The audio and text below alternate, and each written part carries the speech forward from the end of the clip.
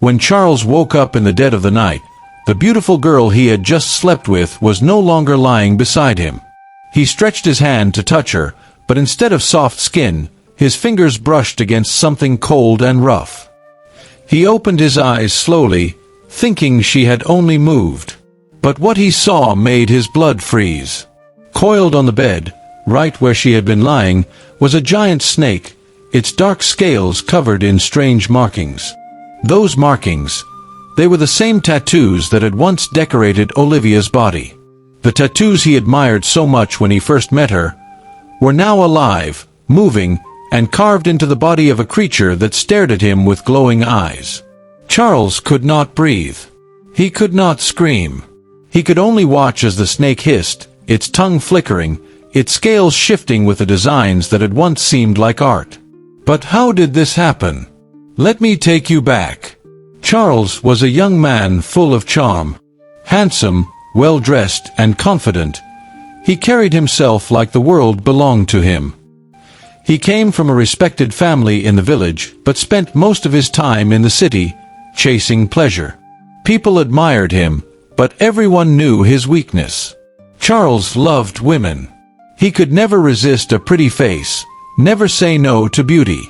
His friends called him the hunter, because he was always in pursuit. His mother often warned him, "Charles, a man who chases every shadow of beauty will one day chase his own destruction." But Charles would laugh, kiss her on the cheek, and say, "Mama, life is short. Let me enjoy it while I can." He had no wife, no serious commitment. He wanted freedom. He wanted excitement. And in the city, he had everything he desired: clubs, parties, and women who smiled at his boldness. But one night, his life changed forever. That was the night he met Olivia.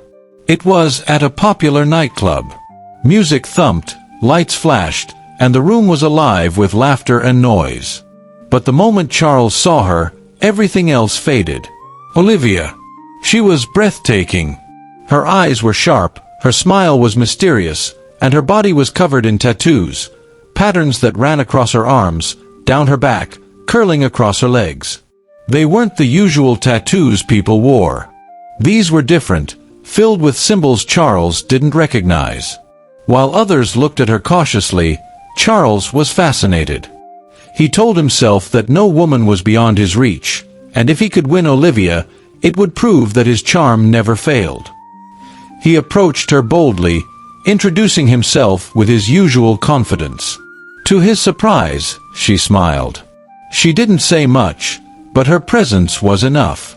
That night, they left together, and from then on, Charles was hooked. At first, Olivia seemed like a dream. She was bold, mysterious, and completely different from any woman Charles had known. But there was something about her that unsettled others. One of Charles's closest friends, Emeka, pulled him aside one day. "Charles," he said, "that girl you're following, she's not ordinary. Look at those marks on her body. Do you know what they mean? I've seen something like that before. My grandmother told me stories about women who carried marks from the spirit world." Charles laughed. "Emeka, you're just jealous. You wish you had her, that's why you're talking like this."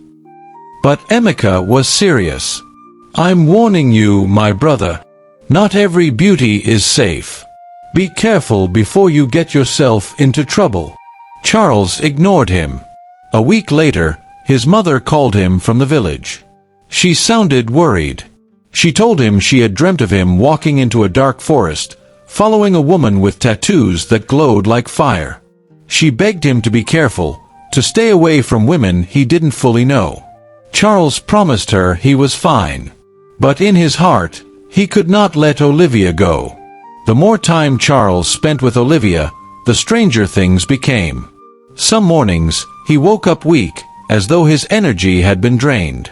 He told himself it was just from passion, but the feeling grew worse each time.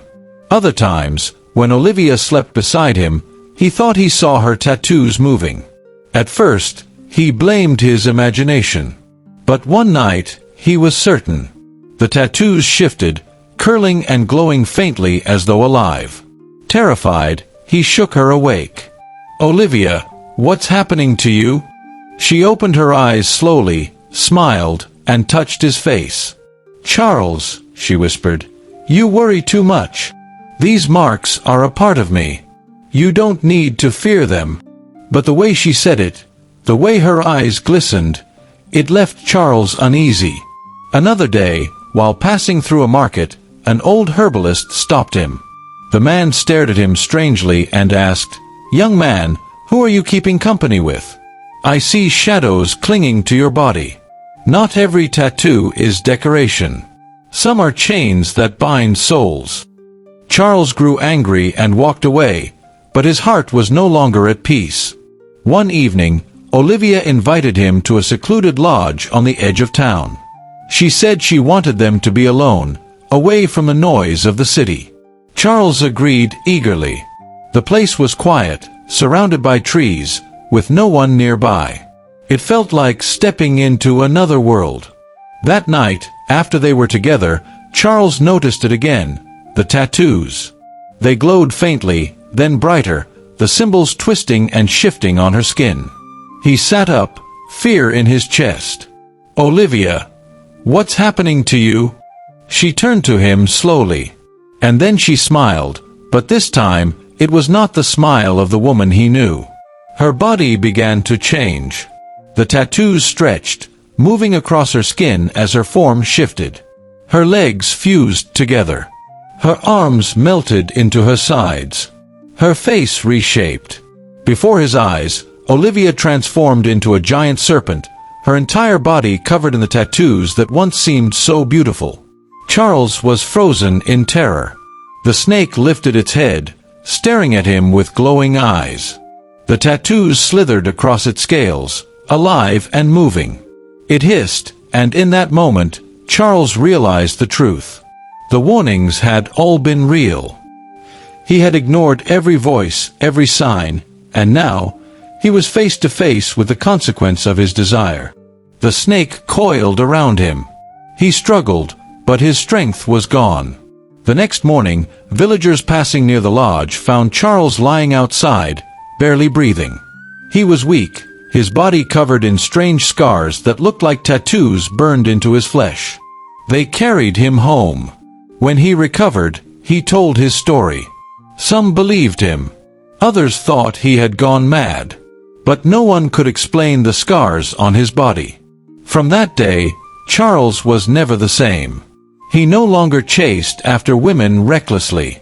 He became quiet, reflective, humbled by the experience. The story spread through the community.